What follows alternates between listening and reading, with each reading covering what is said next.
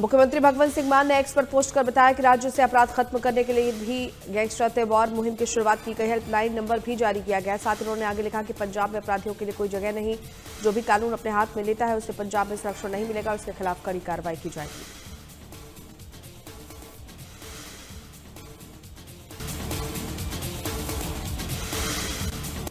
पंजाब के बरनाला में शहीद सेवा सिंह ठीकरीवाला के बरसी पर समारोह का आयोजन किया गया, जहां पंजाब के पूर्व मुख्यमंत्री चरणजीत सिंह चन्नी बरनाला पहुंचे। इस मौके पर उन्होंने पार्टी में जाति वाले मुद्दे पर सफाई दी और हर कम्युनिटी के सम्मान की बात कही। इसके साथ ही बीजेपी नेता केवल सिंह ढिल्लों के बुलावे पर चरणजीत सिंह चन्नी ने अपनी प्रतिक्रिया दी और कहा कि वो पार्टी नहीं छोड़ रहे। साथ ही उन्होंने बताया कि वो कांग्रेस के एक मजबूत सिपाही हैं।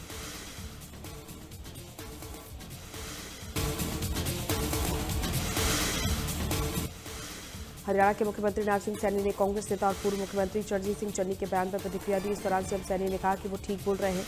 कांग्रेस में वंशवाद है, जहां एक आम कार्यकर्ता के लिए आगे बढ़ने की कोई गुंजाइश नहीं। सीएम सैनी ने कहा कि कांग्रेस गांधी परिवार से बाहर नहीं सोच सकती, जबकि बीजेपी में एक साधारण कार्यकर्ता भी ऊंचे पद पर जा सकता है।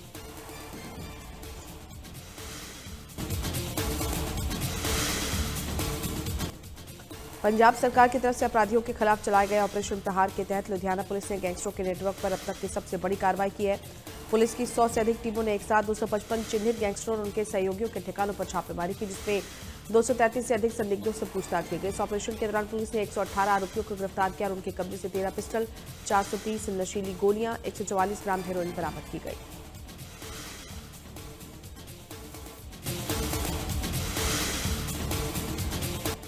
पंजाब सरकार युद्ध नशे के विरुद्ध मुहिम के तहत लगातार नशा तस्करों के खिलाफ कार्रवाई कर रही है। इसी कड़ी में फिरोजपुर में पुलिस ने 2 अलग अलग मामलों में 3 नशा तस्करों को गिरफ्तार किया, जिनके पास से कुल 6 किलो 980 ग्राम हेरोइन बरामद की गई। एसएसपी भूपेंद्र सिंह सिद्धू ने जानकारी दी कि सीआईए टीम ने इनपुट के आधार पर एक तस्कर को 4 किलो से ज्यादा हेरोइन के साथ दबोचा।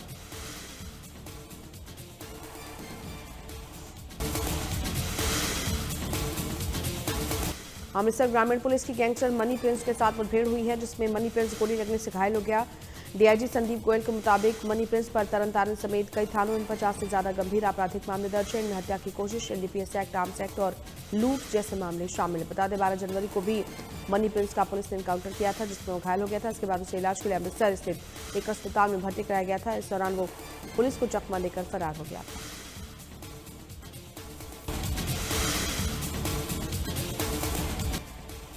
जालंधर के रामा मंडी इलाके में फायरिंग का मामला सामने आया है, जहां कुछ स्कूटी सवार युवकों ने पुरानी रंजिश के चलते एक कार पर फायरिंग कर दी। फायरिंग के बाद आरोपी मौके से फरार हो गए।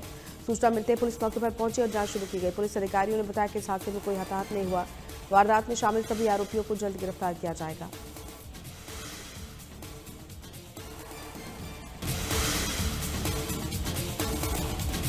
चंडीगढ़ में ट्रैफिक की बढ़ती समस्या को लेकर एक कार्यशाला का आयोजन किया गया। कार्यशाला की अध्यक्षता डीजीपी डॉक्टर सागर पी हुड्डा ने की। इस दौरान उन्होंने बताया कि ट्रैफिक पुलिस ने शहर की 5 जगहों का चयन किया, जहां ट्रैफिक सबसे ज्यादा रहता है। सभी विभागों के अधिकारियों को निर्देश दिए गए हैं कि वो साथ मिलकर काम करें। इसके अलावा उन्होंने कहा कि आगे भी इस तरह की कार्यशाला आयोजित की जाएगी।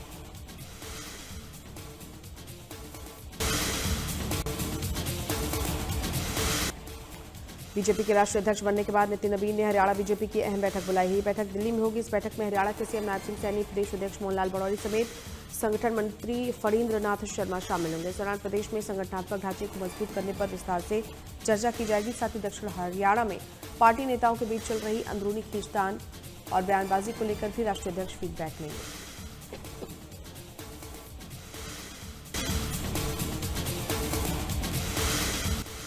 बीजेपी के नए राष्ट्रीय अध्यक्ष नितिन नवीन ने कार्यभार संभालते ही संगठनात्मक फैसले लेने शुरू कर दिए। उन्होंने इस साल होने वाले कई चुनाव के लिए पहली नियुक्तियां की हैं। इसी कड़ी में उन्होंने चंडीगढ़ मेयर चुनाव के लिए पार्टी के राष्ट्रीय महासचिव विनोद तावड़े को चुनाव पर्यवेक्षक नियुक्त किया है। चुनाव पर्यवेक्षक के तौर पर वो चंडीगढ़ में पार्टी पार्षदों, स्थानीय नेताओं और संगठन के पदाधिकारियों के साथ बैठक करेंगे।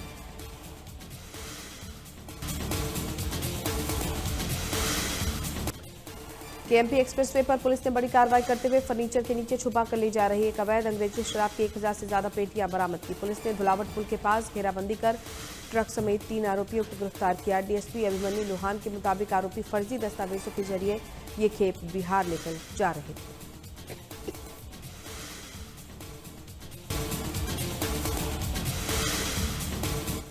लखनऊ में आयोजित 86वें अखिल भारतीय पीठासीन अधिकारी सम्मेलन का समापन होगा। इस मौके पर लोकसभा अध्यक्ष ओम बिरला समापन संबोधन देंगे। इस कार्यक्रम में मुख्यमंत्री योगी आदित्यनाथ विशेष रूप से मौजूद रहेंगे और पीठासीन अधिकारियों को संबोधित भी करेंगे। समापन सत्र में सीएम योगी लोकतंत्र में पीठासीन अधिकारियों की भूमिका को महत्वपूर्ण बताते हुए उनके दायित्वों और जिम्मेदारियों पर मार्गदर्शन देंगे।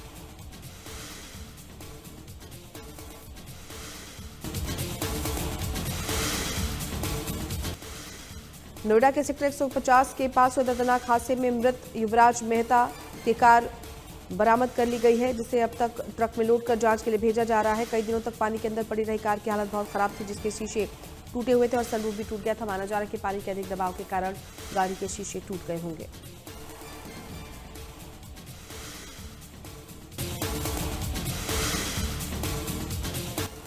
लखनऊ के गोमती नगर रेलवे स्टेशन से आज अमृत भारत एक्सप्रेस को हरी झंडी दिखाकर रवाना किया गया। मां कामाख्या के दर्शन कराते हुए ये ट्रेन डिब्रूगढ़ तक जाएगी, जो उत्तर प्रदेश, बिहार, पश्चिम बंगाल और असम के बीच एक अहम पुल की तरह काम करेगी। आधुनिक सुविधाओं से लैस ये ट्रेन न केवल यात्रियों को आरामदायक सफर देगी, बल्कि पूर्वोत्तर भारत के राज्यों के साथ व्यापार और पर्यटन को भी सीधा बढ़ावा मिलेगा।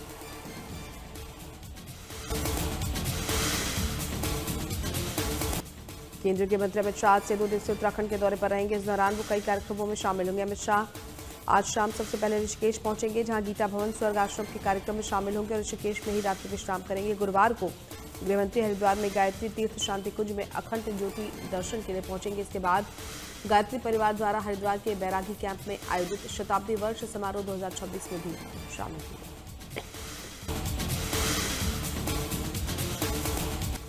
हरिद्वार के बैरागी दीप शांति कुंज में एक भव्य कलश यात्रा का आयोजन किया गया, जिसमें भारतीय संस्कृति की वैश्विक झलक पेश हुई। इस यात्रा में बड़ी संख्या में लोगों ने हिस्सा लिया और सभी राज्यों से आए गायत्री तीर्थ के एनआरआई भी बड़ी संख्या में मौजूद रहे। इस दौरान विशेष आकर्षण का केंद्र आदिवासी समुदाय के लोग रहे, जिन्होंने अपने पारंपरिक यंत्रों के थाप पर सांस्कृतिक प्रस्तुतियां देकर लोगों का ध्यान अपनी तरफ खींचा।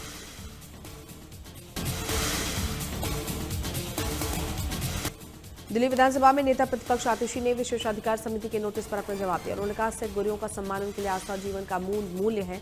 उन पर लगाए गए आरोप पूरी तरह निराधार और बेबुनियाद है।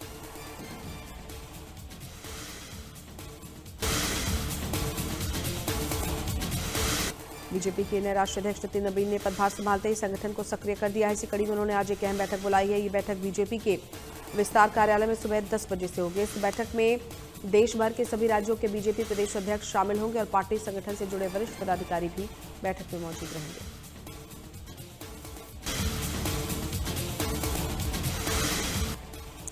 दिल्ली में भारतीय नौसेना ने गणतंत्र दिवस परेड की तैयारियों को लेकर प्रेस कॉन्फ्रेंस की। इस दौरान भारतीय नौसेना के vice admiral CR Praveen Nair ने कहा कि हमारी पूरी टुकड़ी, बैंड मार्चिंग टुकड़ी, हमारे सी कैडेट कोर के कैडेट लगभग 40 वर्षों के बाद गणतंत्र दिवस परेड में भाग लेंगे। उन्हें अपने साथ पाकर हम बहुत खुश हैं। वो नौसेना के देश भर में समुद्री चेतना को बढ़ावा देने के प्रयास में लगातार योगदान दे रहे हैं।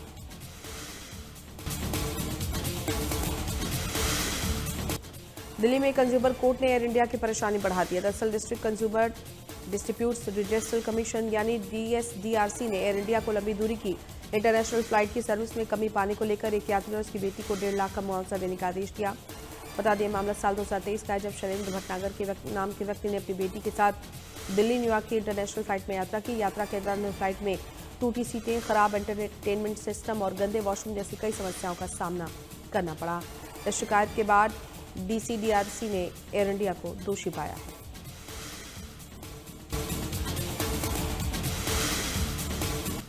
स्विट्जरलैंड के दावोस में अंतर्राष्ट्रीय इकोनॉमिक फोरम का आयोजन किया जा रहा है। फोरम में देश विदेश के कई बड़े नेता शामिल। इस बीच केंद्रीय मंत्री अश्विनी वैष्णव ने प्रेस कॉन्फ्रेंस की। उन्होंने कहा कि उथल पुथल से भरी इस दुनिया में हर कोई अंतर्राष्ट्रीय स्तर पर भरोसेमंद पार्टनर ढूंढ रहा है, जिनकी काम करने को लेकर नीतियां स्थिर हों। भारत निश्चित इसमें बहुत ऊपर आता है। सभी देशों के नेता भारत को एक बड़ी अर्थव्यवस्था और एक सह निर्माता का देश मानते हैं।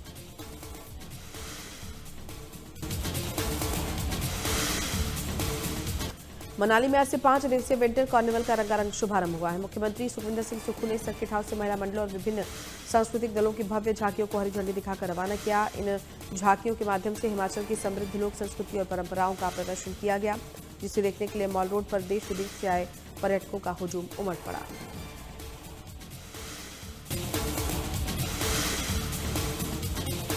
शिमला में आयोजित सड़क सुरक्षा परिषद की बैठक में उप मुख्यमंत्री मुकेश अग्निहोत्री ने परिवहन विभाग की उपलब्धियों और आगामी योजनाओं का निरीक्षण किया। उन्होंने बताया कि कांग्रेस सरकार के कार्यकाल में विभाग ने 2600 करोड़ का रिकॉर्ड राजस्व अर्जित किया है, जो पिछली सरकार की तुलना में 37% अधिक है।